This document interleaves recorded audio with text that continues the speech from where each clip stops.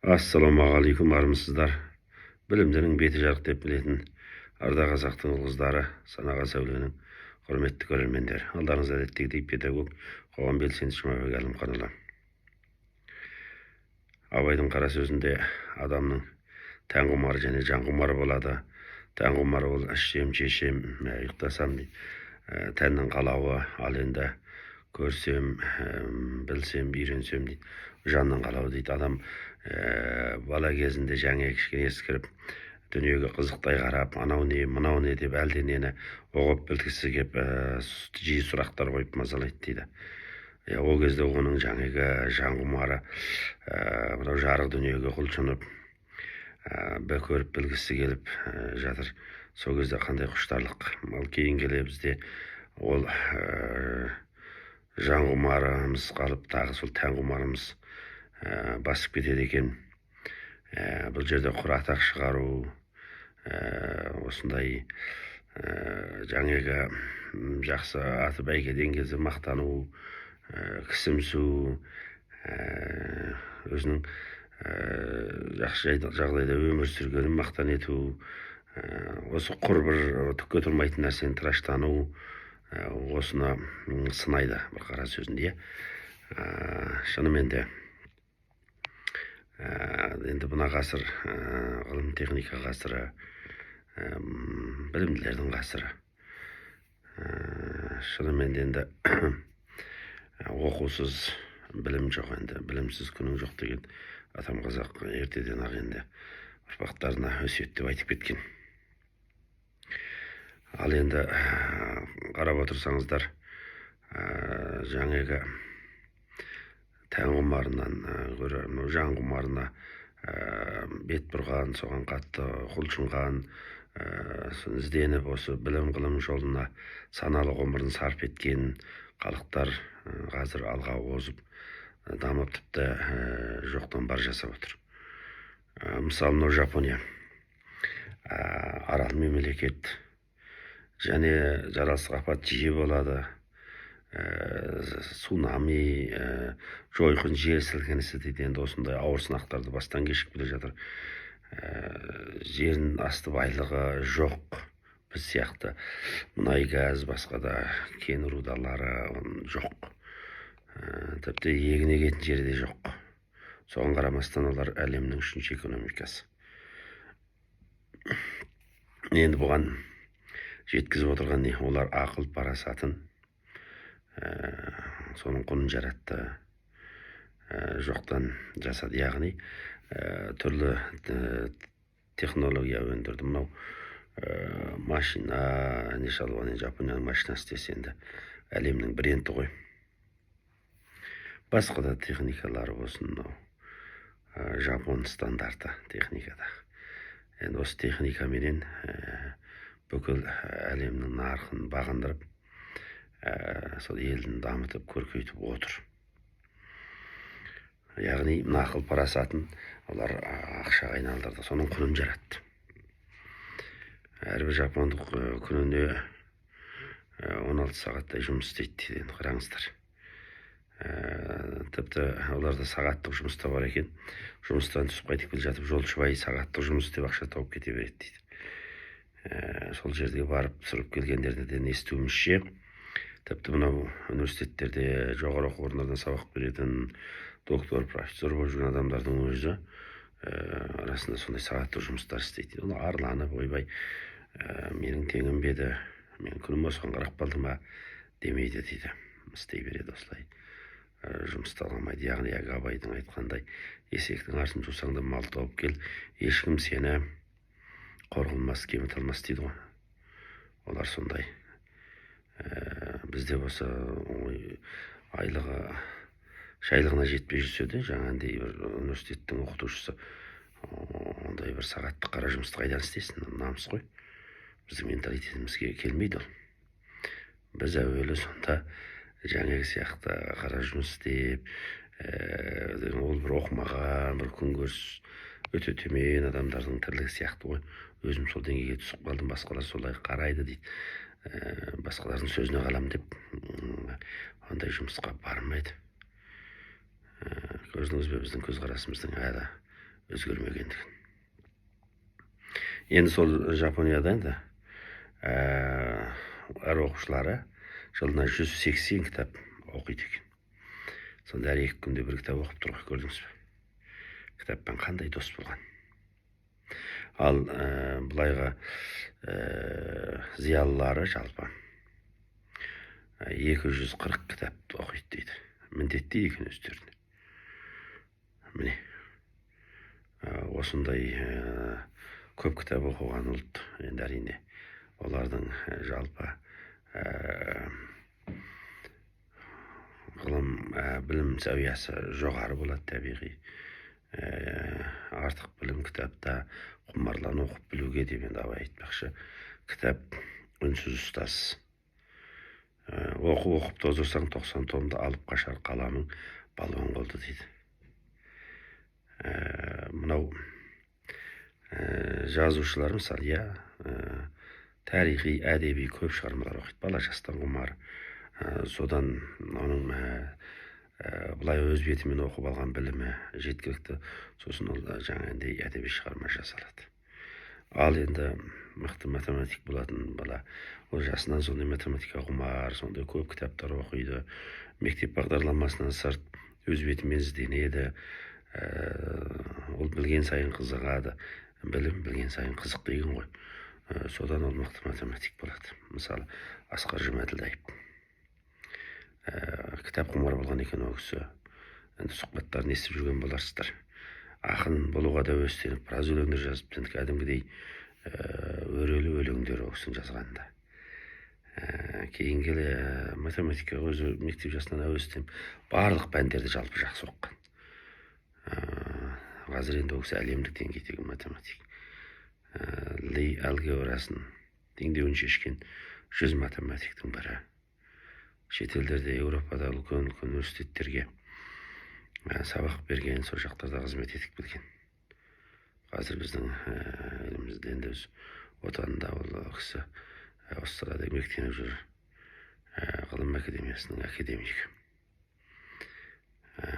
Көрдіңіз бе? Тіпті ол кісі телефонды да пайдаланбайды екен. Керек қылған адам өзі тауып алады дейді. Алмаған телефонның қажеті қанша дейді. Неге жетіспеді маған соншалық, қаншалық бір зәрулік қажеті бар. Үй телефонын ғана пайдаланып отыр дейді. Міне көрдіңіз бе? Қандай қарапайымдылық және қажырлық.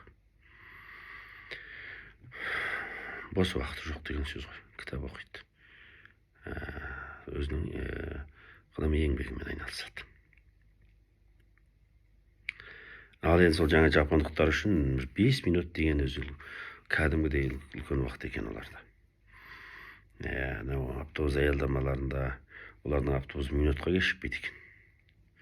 Бір автобус келіп кеткен соң екінші автобустың келу аралығына бір жаңа 5 минут уақыт болса, соны күтіп тұрған адам 5 минутта біраз кітаптың алып жүрген жаңа сөмкесінен жанынан алып шығып кітабын оқуға кіріседі дейді. Қонаққа шақырған жерге минутқа кешікпейді екен. Егер сондай минутқа кешігіп келсе, олар ол адамға сенім артуға болмайды деп қарайды екен. Уақыт көзқарасы төмен, уақытқа немқұрайлы қарайтын адамды олар жаңағы сенімділікпен араласатын адам жауапкершілігі бар деп қарамайды. Жауапкершілік төмен, ол уақытқа немқұрайды қараған адам барлық нәрсеге немқұрайды қарайды деп өздері солай бағалайды екен.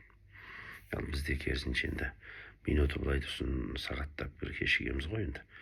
Тойларымызда да сағаттап кеш басталады. Бір жерге қонаққа барсақ та кешігіп жүреміз, көп нәрседен кешігеміз. Уақыттың қадірін құнын біле бермейміз енді шынымен де. Бізге ол көзқарас әлі қалыптасып үлгерген жоқ. Өкінішке орай. Енді мына заманда кітап әрине енді ол қай заманда болсын зәрулігі арта береді ғой. Қазір бізде де шүкір, енді небір әр салада кітаптар аударылып жатыр. Қазақ тілді кітап базасы көп қалыптасты. Небір мықты шығармалар аударылып жатыр шетелдің. Қазір енді кітапханада көбі әрине барып отырып оқысаңыз болмаса сатып аласыз, үйіңізге дейін жеткізіп береді. Электронды кітап та жетеді қазір. Ашып қойған сайттар бар. Кез келген жаңа шығарманы қазақ тіліндегі оқисыз. Ал енді шетел тіліндегі енді ол теңіз енді. Теңізге түскендей боласыз ғой енді шетел тілін біліп оқитын болсаңыз. Көрдіңіз бе? Бірақ біздің өкінішке орай кітап құмар адамдар азайды. Қазір барлығын осы енді алақандай телефонға телміріп көп уақытымызды осымен жоғалтып жүрміз. Кішкентай балаларымыз тула салып осы телефон ойыншық ретінде пайдаланып, қазір енді сол телефон электронды ойындарымен басқа да түрлі жаңағы видеоларды қызықтаумен отыр. Логикалы ойлау қабілеті төмен. Балалардың қазір мынау ауызекі сөйлеу қабілеті де өте төмен. Мектепте сабақ берген соң бәрін байқап жүрміз ғой. Бір шағын есе жаза алмайды. Бірдің басы, бірдің аяғы. Екі сөздің басын құрап дұрыстап сөйлей алмайды. Бұл неге? Бәрін сол жаңа телефон уақытын алып отыр. Сосын онымен бірге мынау IQ логикалы ойлау қабілетін төмендетіп жібереді екен. Ондағы кешке дейінгі көз алдынан жылтырап өтіп жатқан видеолар, электронды ойындар бүкіл мидың нейрондарын тітіркендіріп, ол дайын дүниелер өтіп жатыр. Оған бас қатырмайды, тек көріп тамашалай беру керек, ал ми жұмыс жасамайды. Табиғи логикалы ойлау қабілеті төмендейді екен. Ал енді кітап оқыса, ол кітаптан оқып отырып ондағы суреттеулерді көз алдына келтіреді. Ми қоса жұмыс жасайды оқып отырып. Жаратылыстану кітабы, мысалы физиканы айтар болсақ, физикадағы бір теорияны оқып, соны мысалымен оқып келе жатып, оны өз миында сәулелендіреді автомат түрде. Сол арқылы түсінеді, өз миында қорытады, өз ұғымын айналдырады.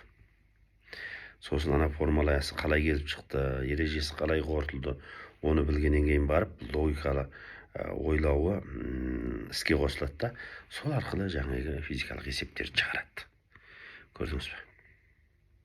Ал құр телефон жаңа тамашалап көре берген болады. Ешқандай логикалы ойлау қабілеті жоқ, дамымайды. Қалың видео, ақпарат миын бірақ жуып тастаған. Яғни компьютер басты жарты адамдар. Мұхтар Шаханов ағамыздың айтқандай, компьютер басты жарты адамдарға тік кетті қазір. Бұрын Совет одағының кезінде адамдар енді ол кезде қол телефон бола қоймады ғой. Газет, журнал, әдеби шығармалар түспейтін болған. Ол кезде кітаптар неше миллион тираждап сатылған. Сондай мән берілген. Автобуста аялдама болсын, бүкіл халық негізінен өте жақсы сауатты болған. Бұл эстетикалық, этикалық жағында халық өте керемет, мәдениетті болған. Ал әзір қалай ал? Оған қарағанда дамыған дәуір дейміз ғой. Кітап оқылмай қалды. Жаңа жапондық балалардың өзі жылына 180 кітап оқып отыр, иә? Біздің балалар қанша кітап оқып отыр? Балаларды айтпай, үлкендер қанша кітап оқып жүр? Біз айына бір кітап оқимыз ба өзі? Барлық мектептің кітапханаларында неше алуан әдемі аударылғаны болсын, өзіміздің жазушылардың жазғаны болсын, толып тұр. Мен балалардан сұраймын, осыны алып жазылып оқып жүрсіңдер ме? Жоқ, оқымайды. Алып жүрміз дейді, бірақ сөмкесінде босқа жүр. Оқымайды. Соны айту соңында қайтарады, не жоғалтып алады. Немқұрайды.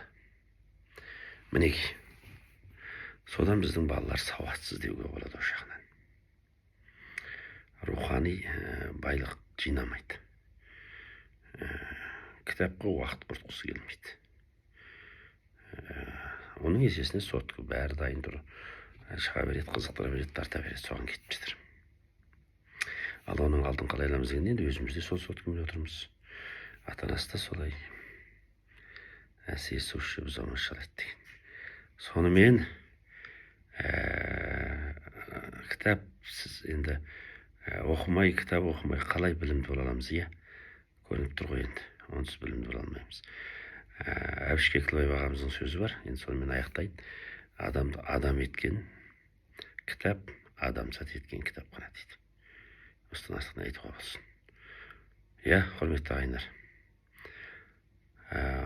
Балаларымыз кітап оқысын десек, өзіміз кітап оқиық.